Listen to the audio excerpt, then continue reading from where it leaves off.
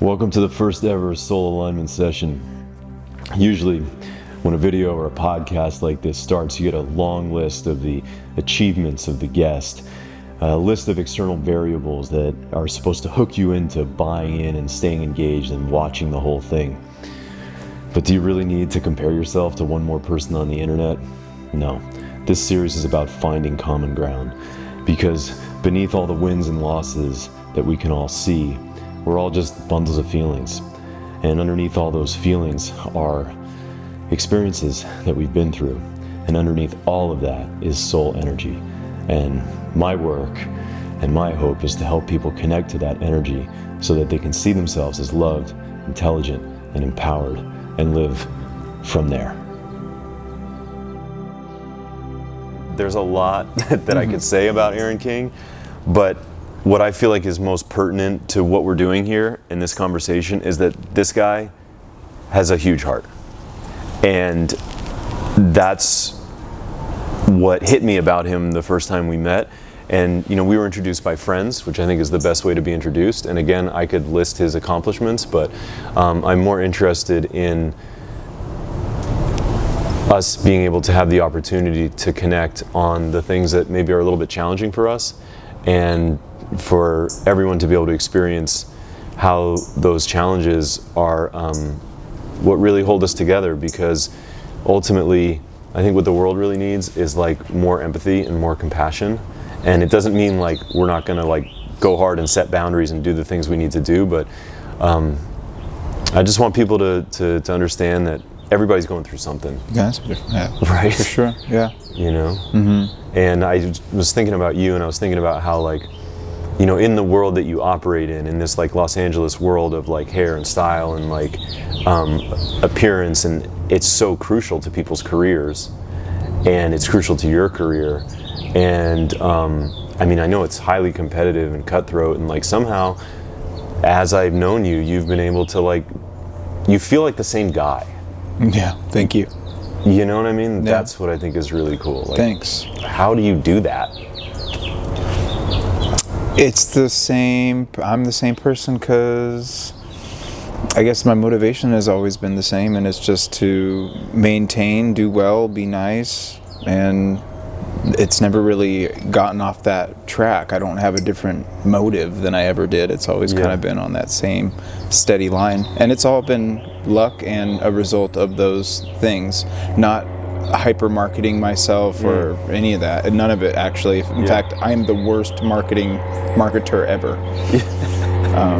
Cessna. Yeah, I mean, this is part of the joy of sitting good, outside. yeah. I think we're good. And so when you talk about like what you conceive of as your sort of like failure to market yourself, I actually kind of see it as a success, because there's this concept of excess potential. Just and run that back again, Ben. Sorry. Yeah. Like, just give me a second, because that's not recoverable. Okay. What's interesting to me is like you pointed at what you see as almost like a failure to market yourself, right? But you've still had a lot of success. And one of the reasons that I think that occurs is that I think that sometimes what happens is that people put the marketing ahead of the meat. And you've just had your head down doing your work for so long, and you've maintained your integrity. And so you've continued to represent yourself in a way that regardless of what you market, the word gets passed around. Like, I think of integrity as like a right hand game, right? It's like you shake someone's hand and you keep your word, and then the way that you put your hand out in the world is your reputation. And I just think that's really beautiful, especially in a world where there's so much external emphasis, like the world that you live in. And, true. Or hype and it's true. I guess so. I guess when you are busy, you don't really have to spend much time marketing because you're too busy to do it. It's not even an excuse, but it's kind of the reality. It's kind of like just do the job Yeah. and let the results come. Yeah, exactly. And what that relates to is not creating excess potential. So excess potential is this idea when you create almost like excessive energy or obsession with something, like even if it's your own success, then the universe will serve you balanced forces that diminish your potential to succeed, because the energy that you're putting into it is like overly anxious or overly intense. And like, it just seems like you carry a pretty mellow vibe into everything that you do. And I just feel like another thing that I've always respected about you is like, it seems like you treat people the same. Like, I know you work with people who have like really big names or whatever, and I've seen that on the internet, and but like, I'm just a guy that you met through a friend, and I feel like you treat everybody equally. Is that something that you're conscious of, or like, do you on purpose, or it just comes naturally? Man, it comes naturally. I'm naturally very guarded, so I think even the person that I give out is just like, hi, I am this, this, and this, and since I'm in service, there's a lot of options to access with me, and a lot of openness to access with me, and I'll always accommodate. Not that doesn't carry into my reality, my everyday life, but it just, you know, it becomes you couldn't do this job unless you were already geared to be that way. You couldn't do it successfully or happily. You would drag to work every day. You would be dreading it every day. I almost do, but because I am innately antisocial, but not because I don't like people, more so because I value my time alone rather than that. So it's kind of beautiful how like your work forces you to be out a little bit more. Only thing that saves me for myself. Right. Yeah. And that outward focus, because like you said, your work is in service, and the work that you do makes people feel better about themselves. And so that level of service takes you out of yourself. Like I feel the same thing in teaching, you know, because I'm very introspective. I have the potential to just like go deep down within myself, and it gets a little dark and murky in there. But as soon as I teach, it's literally like I turn into this like happy puppy. You know, because I see myself reflected in others, and I see the best of me reflected in others. How happy they are to see you. I'm stoked to be here today. You're just like, man, for me, like, wow, okay, I better show up for this person. And so the next thing that I want to do with you is, and I really appreciate, you know, the cool thing about this is like, Aaron didn't really know what he was getting into. Like, he knew he was giving me a haircut, and then we had a little phone call last night. I was like, so we're gonna do a soul alignment session. And he was like, what's that? And I'm like, well, you'll see. And so this is it. This is it. So this is really how it starts. You know, we have a conversation, and then we drop in. And so the way that we'll drop in next is through a little bit of meditation, the first element of which is me connecting to you and doing what's called a clearing. Are you cool if we do that? Yeah, sure. Awesome. So sit with your arms and legs uncrossed, if you don't mind. And one of the things in this work that matters the most is not what I know or what I say, but it's just that we're able to together create a vibe of receptivity. And I just want to say, like, you know, I mean, I haven't even seen you since before COVID. I used to come out to LA as much as I could, and I would always make sure to get a haircut so we could hang out and have dinner, and you know. And so all that time has passed, and it feels like no time has passed. And I know I asked you to do this thing, and I'm just grateful that you're doing it. Thanks, bud. You're welcome. Thank you. For sure. So close your eyes for a moment.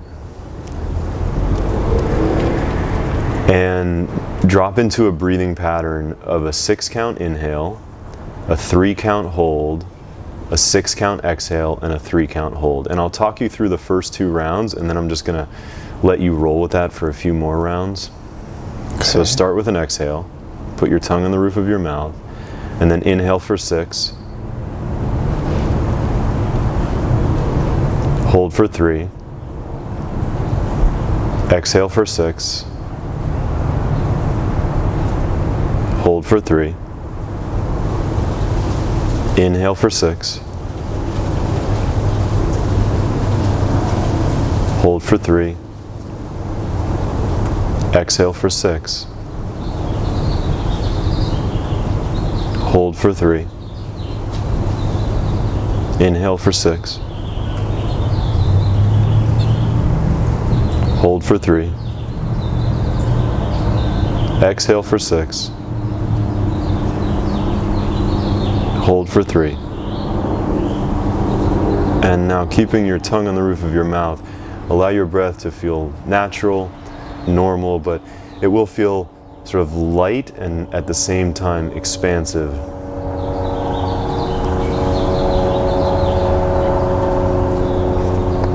And as you lightly organize your breath, allow yourself to feel the first element in your life that makes you feel gratitude. It can be a person, a pet, your home, anything, just like the first thing that comes up.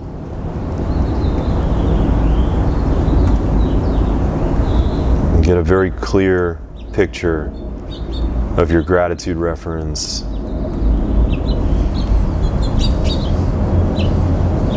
And feel very simply how it feels to feel gratitude. Feel the frequency of gratitude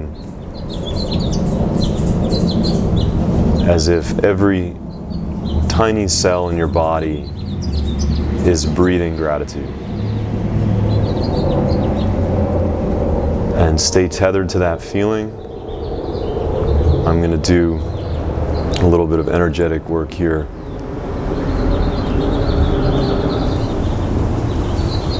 Okay. So the next element is to balance, harmonize, and properly energize your chakras in your auric field, which sounds like super esoteric and a little weird.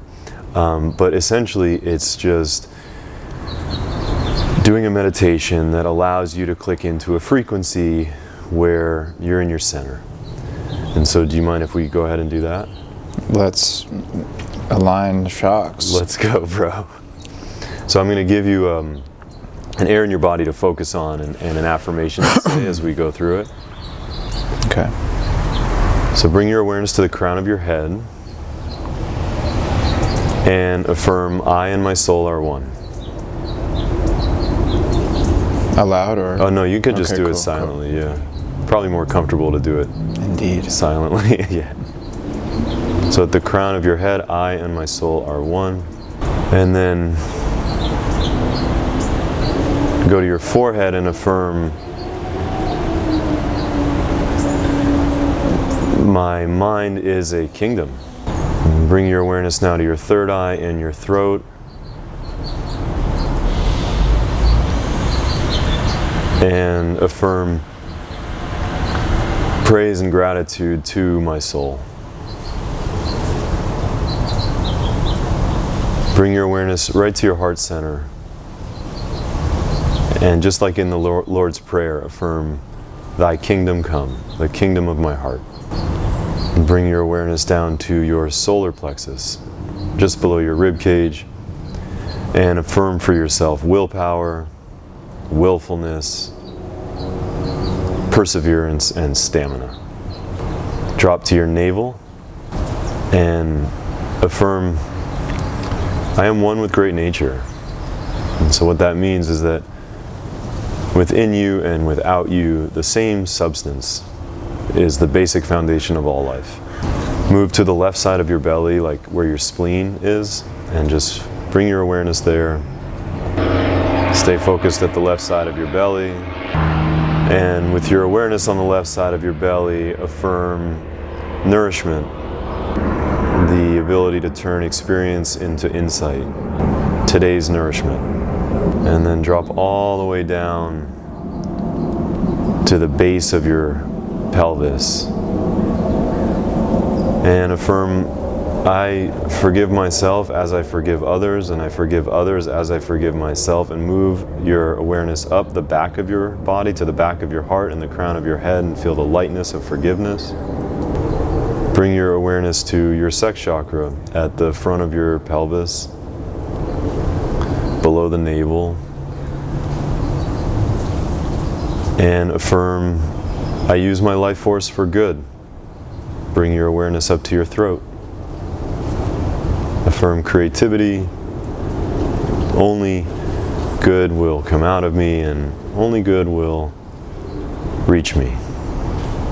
Drop all the way back down to the very base of you, the bottom of your pelvis, almost underneath you, and affirm, great nature is a kingdom. Life is a kingdom. Go to your spleen, the left side of your belly, and affirm life force, the power of life and love. And go now to the back of your navel and your spine, and affirm life is glorious. And then move your energy right up through your body to the top of your head and spend a moment there at the top of your head. See a brilliant light at the top of your head, a nice white light up there. And whenever you're ready, you can open your eyes. How'd that go? That was good. How do you feel? Just calm, smooth, like a river rock. Nice. I love that you said like a river rock. A long time ago, I was thinking, I wrote this poem. For some reason I was embarrassed to say I wrote a poem. But why should I be embarrassed to say I wrote a poem? It's all good, bro. Right? And one of the lines in the poem was like wondering from the perspective of a rock, like if the rock ever looks up and and considers that the river has changed. Or like, like the levels are high or low. Yeah, like you know that saying, you never step in the same river. You never step in the same river twice. Because like the river is like you're different. The river is different. Everything is different, and even though it's the same river. Anyway, I love that you shared that. Thank and you. I'm glad you feel good. Thanks, man. A lot of this work is really just about practicing to the point where the base level frequency that we operate at elevates a little bit, so that then everything becomes a little bit more manageable. And so it's kind of like when you have more capacity, you can handle anything better.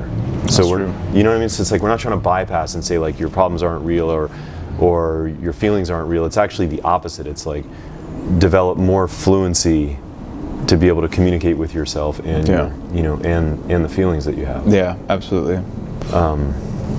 And so then the next thing is like I just want to muscle test to see if you're calibrated. So just if you don't mind, say my name is Aaron. My name is Aaron. And then say my name is Bill. My name is Bill. Right. And so have you ever played with muscle testing? No. So this is a big part of this work is like as when I work with people in a longer duration scenario, I'll muscle test different statements to see like if it's something that they're truly connecting with or if it's something that's like not aligned. So if you're cool with it, I'd like to ask you a few questions now that kind of relate to where you're at the moment. And feel free to hit the coffee. Like allowing yourself to kind of to stay in that like open and sweet and calm frequency. The first question that I have for you is like in the last, whether it could be a few days or even the last year, this is where we're going to kind of get into the narrative excavation element of things. Like, what has a part of you been feeling, or like, what is a part of you feeling that has nothing to do with your worth? And if you want me to give you an example of that, I can do that to help clarify. Thoughts that I feel, or things that I've been feeling outside of I gotta get to work, money, monetary. It could be. I mean, it could be a fear. It could be like a loop that you're, that you sort of would like to cease to run in your mind, and something that like is a little bit confrontational, but also when you really look at it from the place of like being the you of who you are, the soul of you, that like that's not who you are. Does that make sense? Yeah. Man, I guess it would be tolerance. Just not having very much of it right now towards a lot of things. So I think COVID created a tribalism. I even called it that when it was happening, because it broke into who's recognizing what. Do you believe in this? Are you taking this? Bump bump. You're this side. You're this side. Yeah. Then it kind of like that pressure cracked into cultural things, religious things, political things. It's like everybody retreated to their corners. Absolutely. Yeah. But at our core, that's what we all are these base structure, and that's why they hang out where they hang out. Right. It creates society. That is sociology 101, right? Yeah.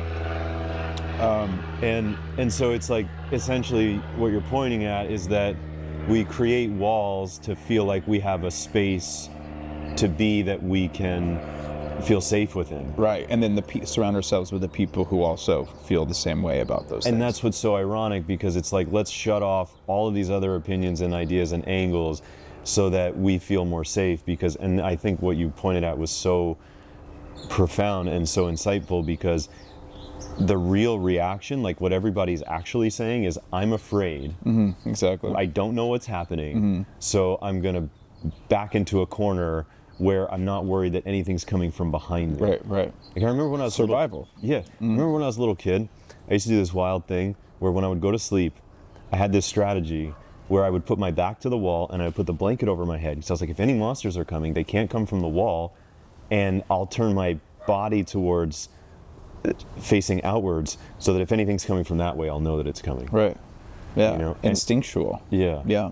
And it all limits us, everyone, being able to connect to the real truth of who we are. And so what I want to sort of unpack for you in that is, like, essentially, like, the statement that you're making is that, like, your stamina for tolerance is lacking.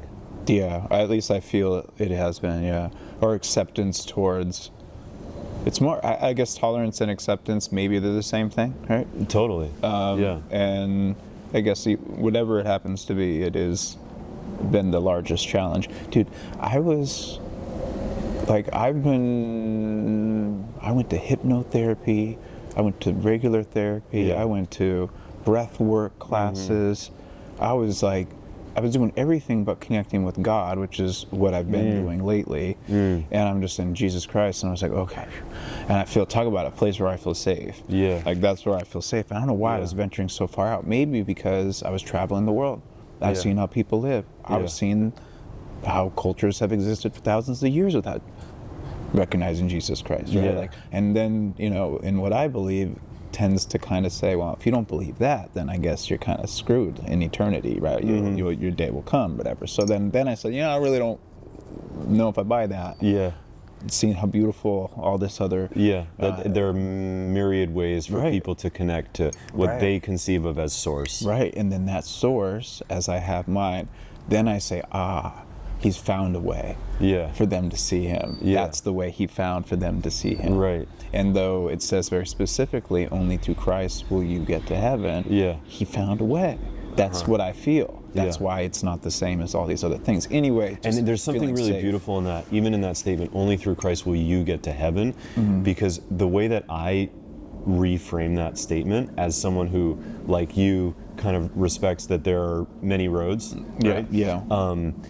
Is if that is speaking to the individual, then that is the only way that person will get to heaven. Right. Does that make sense? That's cool, yeah. So it's like, it makes it personalizes it, but it also allows it to remain universal. Yeah. And so I'm going to drop the next question on you. No Okay. So something that that you've been feeling that is not the truth of the you of who you are, is essentially that, like, you're out of tolerance. Yeah. You're like, and there's a level of frustration with that, right? And there's a certain, like, vibration to that frustration. And so, what is your psyche? In other words, your thought patterns. What does your psyche make it mean about you or the circumstances that you're out of tolerance? So the question is, what is your psyche making it mean about you or the circumstances that you feel this irritation and limited tolerance? That I'm out of time. I have reached my limit at the level that I am currently operating on to tolerate with the things that are happening now and will continue to operate. So I'm going to be fighting an uphill battle this whole time, or I switch gears somehow. And then honestly, through marital issues and things we've been working through and personal things, I just feel like, okay, that's when I've been coming back. That's why it was so funny.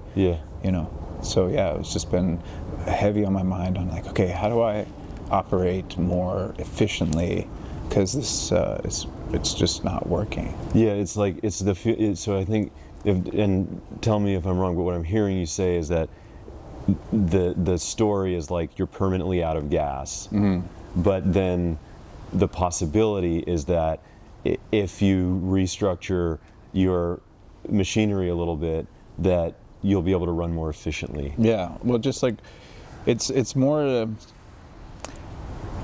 Yeah, it's just like there's gas in it. It's the key. Yeah, It's the key. It's Totally. the ignition. That's the key, man. Yeah. The key, and it's just And it's all. Sorry, go ahead. the out of gas is like the capacity to compartmentalize all these things, because this is just life. Right. You know what I mean? It's just like, oh, I got this issue. I need to take this pill for this thing. No, actually, you're just not able to compartmentalize things in the way you need to in order to move forward. I recognize that. Then I just kind of like barrel through it. Well, that's what a lot of us learn all of us learn in some degree, that, continuous forward motion allows us to cope. And this work is about, instead, not diminishing the importance of action. In fact, prioritizing action, but prioritizing action also towards that place of connection with soul energy, so that action can be made from that place. Yeah, I see that. And so it's like that place where we went together in the beginning of the session, where you were like, oh, that feeling. It's like, my goal is, and my hope is, that like our time together not only leaves me with like a really good haircut, which I know it will because you're you, but also like leaves you with just like a little memory, a little vestige of that feeling. And then when you're faced with these experiences of feeling lack in your own energy, that you're like, okay, how do I move forward from that place? And so my next question to you in that is, which words are your thoughts and which words are your feelings? And what I mean by that is, like, let's distinguish between the felt sense of that experience, the visceral anger, exactly, the visceral piece, relative to the story about how it's going to play out going forward. So can you give us a little insight, like what are a couple of feeling words? And we've hit a bunch of them already, so. Feeling words around like what I'm feeling, with the words, separate the words and the feelings. Yeah. The feelings are usually all this, just frustrated, upset, those things. And then, how does it feel in your body? Tight, like I'm like tendony. Yeah. That's how it feels. Yeah, I know that. Yeah. Tight, like I can literally shit right now, just like bam, just blast that shit. You know what I'm saying? Like, that's how I feel. Yesterday I yelled at my dogs without saying a word because I was on the phone. Yeah. That's how it feels. Yeah. Or you yell with your mouth shut, or you yell without making a sound. Right. And every cell knows you just yelled, but it's like no one heard it. Right. Kind of thing. But my body heard it fucking loud. Yeah, it's like an inner clanging. Yeah. I think of it like the body is a kingdom, our lives are our individual kingdoms, and the arrows that really hurt are the ones that are shot from inside, because they're already inside the castle walls. They've infiltrated. Yeah. And then what part of this is the story? What part of this is the thoughts? What comes out of that feeling? It's just none of it's the cause. The cause is it's where you idle. I idle high. I'll redline one little push of the gas. Right? Yeah. It's like just like one little bit, and that's the tip. That's the teeter-totter, the emotion. And so like anything can set it off. Like it's not the dogs. Never the dogs. Right. I mean the dogs. Even though I got a so puppy sweet. right now, especially so Pooh the puppy. Yeah, I swear to God, she's so cute. But and so the story is what you touched on before, and again, what I've heard you say, and correct me if this is not accurate, but that this won't change, and you won't find the place where you have the energy to handle these things in a loving way. Is that that's like? Is it that dire or hopeless? Maybe sometimes it feels like it. Yeah. Okay. Yeah. Okay. Because at the end of the day, what the shitty part is that I know what I need to do. I know what it is. Yeah. I come to that same fork 30 times a day. Totally. And I'll fucking take Totally. I'll smoke a little something. I'll be like, oh, phew, Yeah. chill out or something like that. Yeah. Yeah. But the opportunity comes a lot. At least that's easy. So you know what you need to do, Yeah. what you want to do. And one thing that I would suggest is to shift from slowly as a practice, to shift from the idea of I need to do this into the concept that I'm excited to connect to my soul. Mm-hmm. You know, like I'm excited to return. Did I catch it right? Like you're a Christian. Like Jesus is your guy. Yeah, he's my dude. So, so the shift from I need to operate this other way, and do you feel how there's already a strain in that? Because it's almost immediately, you're immediately Coming from diminishing behind. the way that you're behaving now, right? And instead bring a level of like excitement and inspiration to the act of connecting to spirit or to God, you know? And like just kind of like wake up and remember that that's available for you.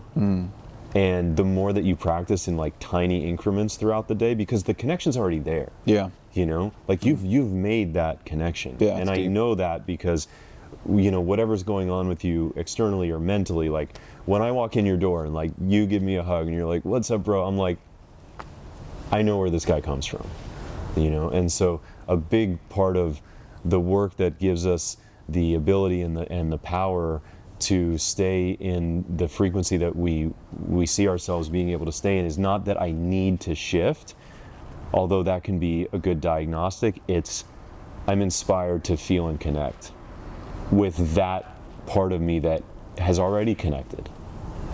It's like going to the well, Yeah. you know? Yeah, it's been a minute. Yeah. And so let me ask you this.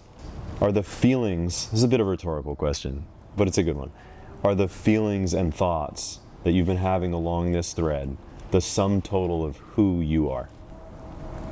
No, but it's I recognize that, you know, I spent a lot of time with my brother recently, and I grew up around my very easily, like dad was idling high, right? Like, so I recognize that as like, I recognize it.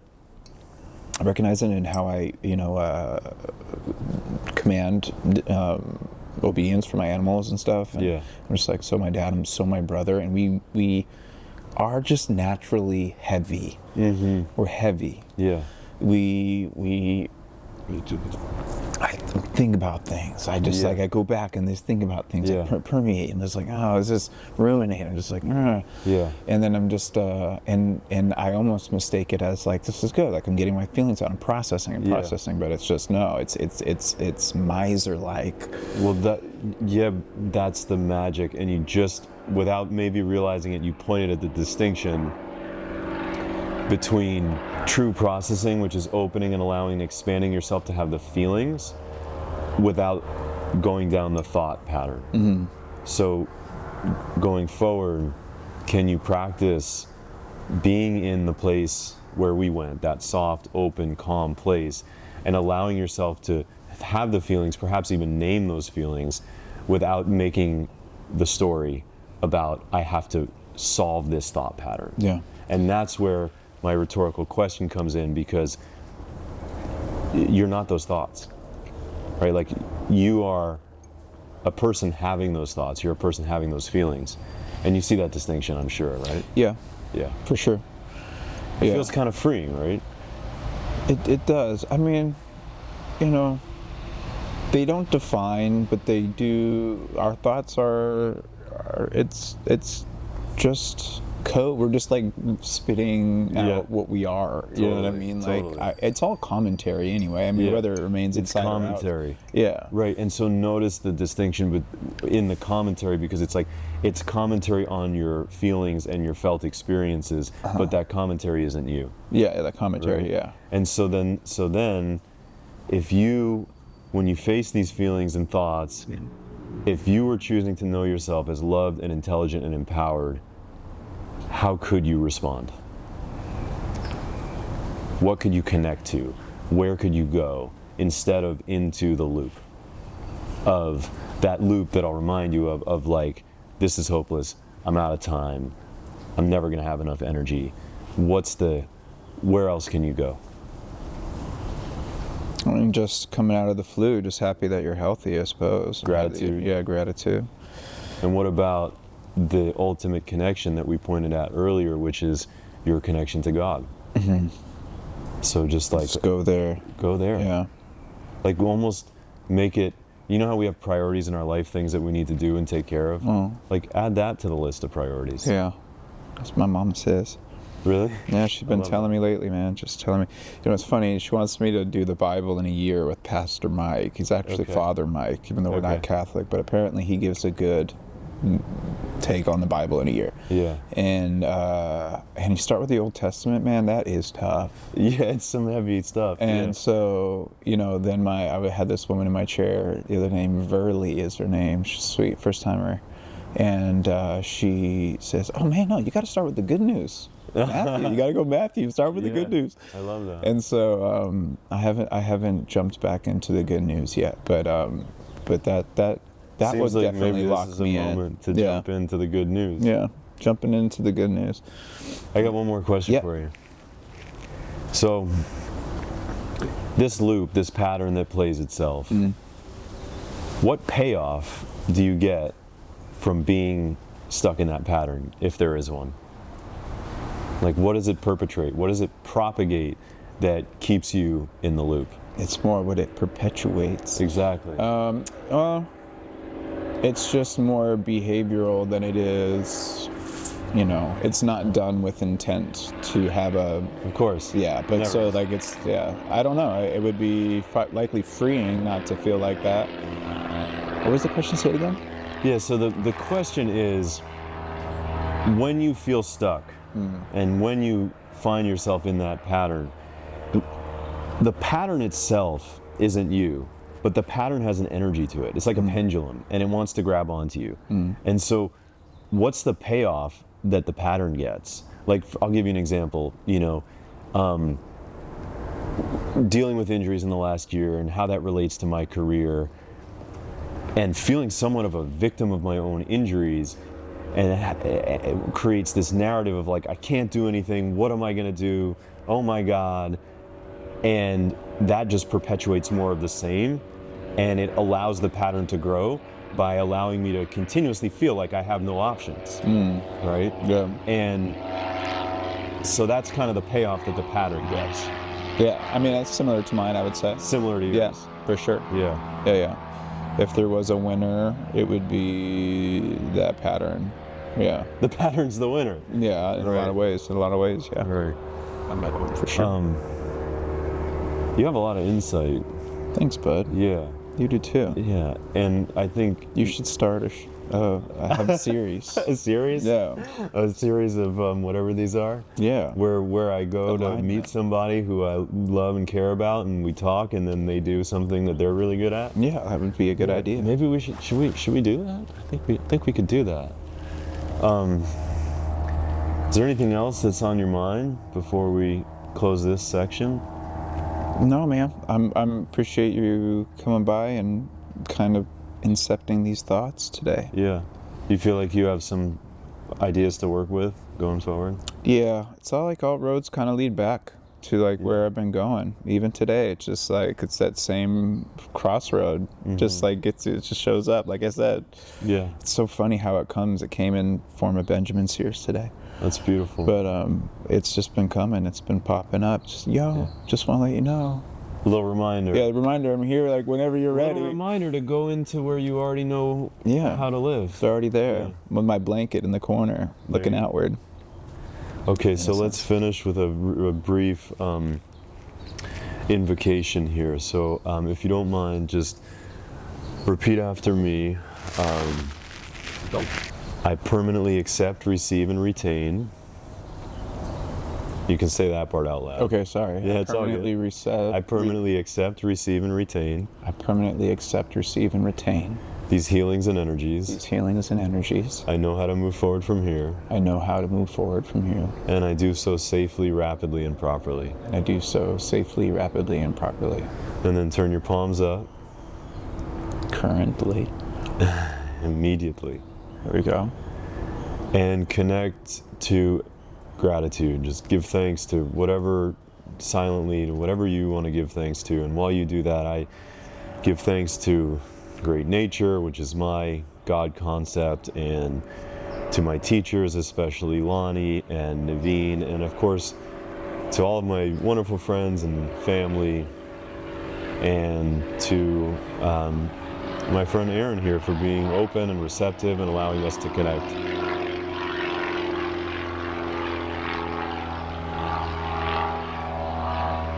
Whenever you're ready, open your eyes. And thank you so much. Thanks, bud. Should we go cut my hair Let's off? chop it up. Let's see what we got.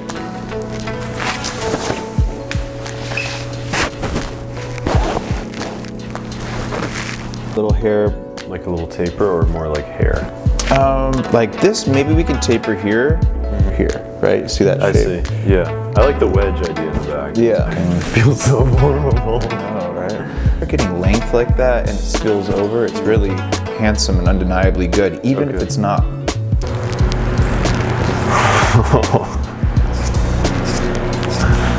Can we give that hair to somebody? It's probably not enough. What? It's the sacrifice. Profesh. In Malibu and whatnot. Yeah, Malibu, Pega, Zuma. You have no excuse to have a shitty haircut or to give a shitty haircut. This is growing on me, but I'm leaning towards take it down. Take it down like take it down. bugs. You like 100 days ago, bugs. It's like a weird thing, but it's like it's maybe meant to get you to understand it more. It's pretty wild, this whole experience. I don't know. I'm not sure that this is where I want to live. Do you want to adjust your beard a bit? Yeah. I look at somebody, I'm just like, I think of how do I maintain feeling good? Feeling good in your own skin, like what are we doing? Yeah. You know what I mean? And it's I don't ever want to shock anybody, right? I've been that like before, but but it's just like maintaining. I just walk into like, how do I feel handsome, comfortable, and lived in? Everything feels lived in. So that's the kind of like, I think that's what kind of hairstylist I've become. I don't know, this is like more important to me than I guess I realized it is. Yeah, I think I want to hack it off. Is it time? Yeah, it's time. Just want to start over. So Aaron's given me this really nice haircut, and it's interesting to go through this process because one of the things that I know about myself is that when I'm friends with someone, I don't want to disappoint them. And there's this process of like being aware of Aaron's time and feeling this like intense anxiety about what I want to do. And I feel like this is a really good haircut and a safe bet, but there's also this part of me that just wants like a fresh start, and so we just decided we're gonna knock it off. The shape.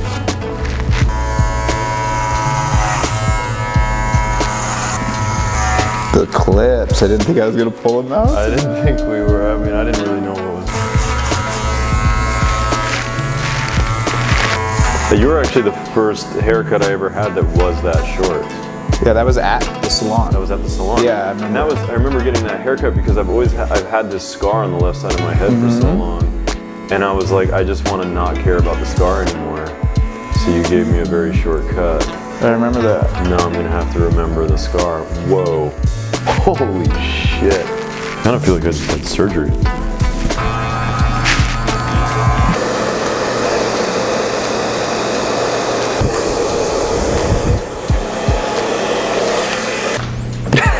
Is that what we were envisioning? I don't know, man, but I'm happy. I feel good. And I think there were a lot of visions, and I think that at the end of the day, this was maybe the only right one. I think so. Yeah. Isn't it? And I think that's so indicative of like our whole conversation, and like all the way back to the idea of like many different roads to home, which is that like the first haircut you gave me was like a great haircut. Like I was saying, I'd probably come back for a year in that haircut, but there was something about like the freshness and the reset that I just was always leaning into this, but I was afraid to go there on my own. And what I just want to tell you as like a friend, but also a client, is that like you were so gentle about it and like allowing me the space to figure it out and kind of like figure out who I wanted to be externally in this current moment and context. And we took a lot of your time, and you're just so fucking gracious, and that's what the magic of life is just being able to have connections with people. And this was a big thing for me, bigger than I realized. And just thanks for holding the space, man. Thank you. My pleasure, man. I'm happy to do it. And we're not going to go 4 years next time. I hope not. Crazy. Can't believe that. That shag carpet was. What? The simplest way to wrap up today's experience is that I feel really good. The way I feel is the way that I hope people feel when they finish a session with me. And I didn't realize how much anxiety I had coming into this around this being the first soul alignment session that I'd record and how that would go. And I was very conscious of Aaron's time. We took a lot more of it than we planned to. And then there was the whole hair thing that really was dropping an identity that I had held on to for a while, which is a little bit embarrassing to say. And what I took from my conversation with Aaron that I think is really beautiful and is one of the most common reminders that I get from this work is that we've pretty much all had experiences of deep connection to something that feels bigger, more ethereal, mystical, but also supportive and foundational. And we all need reminders sometimes to reconnect to that. And I think Aaron had that experience. And then, ironically, perhaps, he held that space for me to allow myself to let go of the hair and have a little reset. And the reason that I wanted to start doing these soul alignment sessions is that I take so much from my friends, and they mean so much to me. And